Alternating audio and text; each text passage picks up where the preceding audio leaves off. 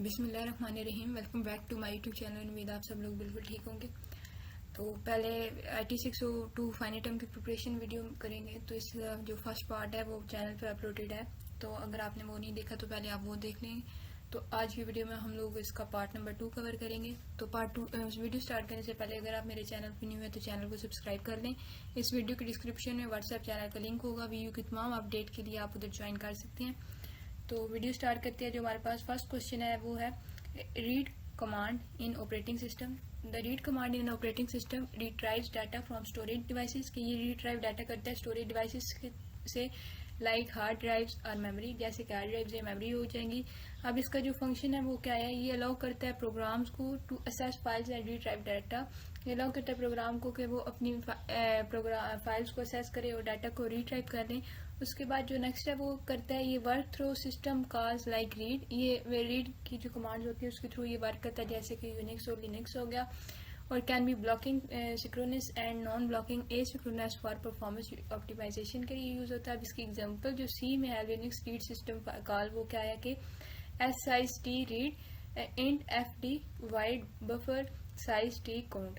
तो अब ये यहाँ पे इन्होंने बताया भी है कि जो FD होता है फाइल डिस्क्रिप्टर होता है। बफ हमारे पास बफर होता है जो करता है स्टोर करता है रीड डाटा को। काउंट जो होता है ये नंबर ऑफ बाइट्स होती है जो कि रीड होंगी। उसके बाद जो नेक्स्ट हमारे पास है वो नेटवर्क लेयर प्रोटोकॉल्स और उसकी लेयर है। तो जो नेटवर्क लेयर होती है ये रिस्पॉन्सिबल होती है आपके डाटा को for routing and delivering data. ठीक है, डाटा को रूट करने के लिए और उसको डिलीवर करने के लिए बिटवीन डिवाइसेस के थ्रू और अक्रॉस डिफरेंट नेटवर्क और डिफरेंट नेटवर्क के अक्रॉस। अब इसकी जो प्रोटोकॉल्स हैं वो कौन से, IP ये जो कि इंटरनेट प्रोटोकॉल है ये रिस्पॉन्सिबल होता है for addressing and routing packets. उसके बाद ICMP ये इंटरनेट कंट्रोल मैसेज प्रोटोकॉल होता है, ये यूज होता है डायग्नोस्टिक्स के लिए जैसे कि पिन कमांड। उसके बाद है ARP एड्रेस रेजोल्यूशन प्रोटोकॉल, ये मैप करता है IP एड्रेस को टू मैक एड्रेस। तो ये आपकी प्रोटोकॉल की नेटवर्क लेयर्स होगी। अब जो लेयर्स होती है नेटवर्क मॉड्यूल की वो कौन सी है, फिजिकल लेयर होती है, ये डील करती है transmission of raw data bits. उसके बाद है डाटा लिंक लेयर, ये मैनेज करती है MAC addressing and error detection को। उसके बाद है नेटवर्क लेयर, ये हैंडल करती है IP एड्रेसिंग और रूटिंग को। उसके बाद ट्रांसपोर्ट लेयर, ये इंश्योर करती है आपके end to end communication TCP और UDP को। उसके बाद सेशन लेयर है, ये मैनेज करती है सेशंस को बिटवीन एप्लीकेशन। उसके बाद है प्रेजेंटेशन लेयर, ये डाटा की इंक्रिप्शन और फॉर्मेटिंग के लिए यूज होती है। एप्लीकेशन लेयर जो होती है ये आपको प्रोवाइड करती है नेटवर्क की सर्विसेज और एप्लीकेशन जैसे कि HTTP और फाइल ट्रांसफर प्रोटोकॉल, ये दोनों इसमें आ गई। उसके बाद जो नेक्स्ट हमारे पास क्वेश्चन है वो है वेंडर बिडिंग, यानी कि प्रोक्यूरमेंट इन IT इंफ्रास्ट्रक्चर। तो वेंडर बिडिंग जो होती है ये रेफर करती है एक ऐसा प्रोसेस ऑफ सेलेक्टिंग सप्लायर्स और service provider for IT infrastructure component, कि ये प्रोसेस होता है जिसमें हम सेलेक्ट करते हैं सप्लायर्स को और सर्विस प्रोवाइडर को इन IT इंफ्रास्ट्रक्चर कंपोनेंट के लिए। तो इसके जो की स्टेप्स हैं वो क्या है, रिक्वेस्ट फॉर प्रपोजल REP, तो ये companies invite vendor to bid. Evolution of proposal, ये checking cost feature and compatibility. उसके बाद नेगोशिएशन, ये फाइनलाइज करती है प्राइस को और कॉन्ट्रैक्ट की टर्म्स को। उसके बाद है सिलेक्शन एंड प्रोक्यूरमेंट, ये choosing the best vendor and completing the deal, ये बेस्ट वेंडर को चूज करते हैं और आपकी जो डील है उसको कंप्लीट करते हैं। अब इसमें risk of vendor lock in क्या है कि some vendor use priority technologies like making it difficult to switch provider later, के जो वेंडर होते हैं वो प्रोप्रिएटरी टेक्नोलॉजीज को यूज करती है और वो डिफिकल्ट होता है कि आप स्विच करें दूसरे पे लेटर। उसके बाद जो नेक्स्ट हमारे पास क्वेश्चन है वो है जी layer network topology. Layer network topology जो होती है वो ऑर्गेनाइज करती है नेटवर्क इंफ्रास्ट्रक्चर को हायरार्किकल लेयर में, ताकि आपकी जो परफॉर्मेंस हो वो अच्छी हो, सिक्योरिटी और स्केलेबिलिटी हो। इसके बाद 3 layers in layer network protocol कौन सी है। फर्स्ट हमारे पास ये कोर लेयर, ये हाई स्पीड बैकबोन होती है फॉर नेटवर्क ट्रैफिक के लिए। उसके बाद डिस्ट्रीब्यूशन लेयर, ये एग्रीगेट करती है and forward traffic between core and SS layer. उसके बाद जो नेक्स्ट हमारे पास है वो SS लेयर है, ये कनेक्ट करती है एंड यूजर डिवाइसेस को PCs के साथ और फोन्स के साथ। तो ये आपकी तीनों लेयर्स हैं और ऊपर लेयर नेटवर्क टिपोलॉजी की डेफिनेशन है। अब इसके बेनिफिट क्या है कि ये इम्प्रूव करते हैं स्केलेबिलिटी को और परफॉर्मेंस को, और ये प्रोवाइड करता है सिक्योरिटी को, आइसोलेटिंग ट्रैफिक, और ये सपोर्ट करता है रेडरेसी को और फॉल्ट टॉलरेंस को। उसके बाद जो नेक्स्ट हमारे पास क्वेश्चन है वो है मीनिंग ऑफ रेडियस। तो रेडियस क्या होता है? एक remote authentication dial in user service है, is a networking protocol use for centralise authentication, authorisation and accounting of user accessing a network. अब इसके यूजर्स क्या हैं? ये प्रोवाइड करता है authentication for network devices, for example router and VPNs. उसके बाद ये मैनेज करता है यूजर्स की परमिशन को और एसेस कंट्रोल को। ये यूज होता है इंटरप्राइज एंड आईएसपी इन्वायरमेंट्स को में फॉर सिक्योर लॉगिन्स में यूज होता है। उसके बाद आईटी इंफ्रास्ट्रक्चर जो है वो 3 स्टेप अकॉर्डिंग टू एथिक्स क्या है कि इसमें प्राइवेसी एंड डाटा प्रोटेक्शन आती है, ट्रांसपेरेंसी एंड अकाउंटेबिलिटी आती है और एक्सेसिबिलिटी। ये 3 जो हैं स्टेप्स हैं ये आईटी इंफ्रास्ट्रक्चर में आते हैं, privacy and data protection, transparency and accountability, accessibility. अब जो सिस्टम मैनेजमेंट के कंसोल्स हैं वो क्या हैं? A system management console is a centralized interface used for monitoring, configuring and managing IT infrastructure। कि एक ऐसा सेंट्रलाइज इंटरफेस है जो कि मॉनिटर करता है, कॉन्फ़िगर करता है और मैनेज करता है आईटी के इंफ्रास्ट्रक्चर को। अब इसके जो फंक्शंस हैं वो क्या है? Monitoring, configuration and security. Monitoring क्या करती है? ये ट्रैक करती है सिस्टम की परफॉर्मेंस को, यूजेज को। कॉन्फ़िगरेशन क्या करती है? कि ये मैनेज करती है हार्डवेयर और सॉफ्टवेयर की सेटिंग को। और सिक्योरिटी जो होती है ये कंट्रोल करती है यूजर के एक्सेस और परमिशंस को।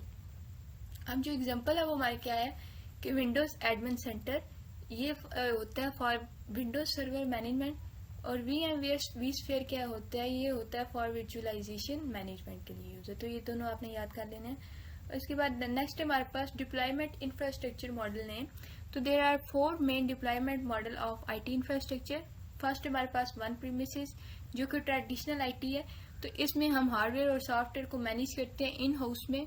उसके बाद है क्लाउड इंफ्रास्ट्रक्चर, ये रिसोर्स होस्टेड और क्लाउड सर्विस प्रोवाइडेड होता है like AWS, Azure and cloud और क्लाउड को गूगल क्लाउड। उसके बाद है हाइब्रिड इंफ्रास्ट्रक्चर, ये मिक्स होता है वन प्रीमिसेस का एंड क्लाउड बेस्ड सॉल्यूशंस का। उसके बाद ये एज कंप्यूटिंग, ये प्रोसेस करता है डाटा को closer to the source, IoT devices और रिमोट लोकेशन से। नेक्स्ट जो हमारे पास क्वेश्चन है वो लॉन्ग है, वो है DTAP मॉडल यानी कि development testing acceptance production. The DTAP model is a structured approach to software deployment and IT infrastructure management. कि एक स्ट्रक्चर्ड अप्रोच है सॉफ्टवेयर की डिप्लॉयमेंट में और IT इंफ्रास्ट्रक्चर में। इसके फेजेस क्या है? डेवलपमेंट, टेस्टिंग, एक्सेप्टेंस और प्रोडक्शन। तो डेवलपमेंट में क्या होता है? Coding and building the application, code करते हैं और एप्लीकेशन को बिल्ड करते हैं। टेस्टिंग में क्या करते हैं? हम अपने जो बग्स होते हैं, एरर्स होते हैं, उनको फाइंड करते हैं और फिर उसको फिक्स करते हैं। एक्सेप्टेंस क्या होता है? कि एवेलुएट करते हैं if the software meets business need, क्या हमारा जो सॉफ्टवेयर हमने बिल्ड किया है वो हमारी जो नीड्स है बिजनेस की नीड के साथ मीट कर रहा है। उसके बाद deploying the final variant of and user, उसके बाद हम एंड यूजर के लिए एक फाइनल वेरिएंट निकालते हैं। नेक्स्ट जो हमारे पास इसके यूजेज है, ये इंश्योर करता है stability and security before deployment, और ये रिड्यूस करता है रिस्क ऑफ सिस्टम फेलियर्स। उसके बाद नेक्स्ट हमारे पास है 5 purposes of an operating system. First हमारे पास है प्रोसेस मैनेजमेंट, ये एलोकेट करता है CPU को, रिसोर्सेज को टू रनिंग एप्लीकेशन। उसके बाद मेमोरी मैनेजमेंट है, ये मैनेज करता है रैम के एलोकेशन को फॉर एफिशिएंट ऑपरेशंस। इसके बाद फाइल सिस्टम मैनेजमेंट आती है, हैंडल करता है डाटा की स्टोरेज को और रिट्राइवल को। उसके बाद सिक्योरिटी एंड एक्सेस कंट्रोल, ये प्रोटेक्ट करता है यूजर के डाटा को ऑथेंटिकेशन और इंक्रिप्शन के थ्रू।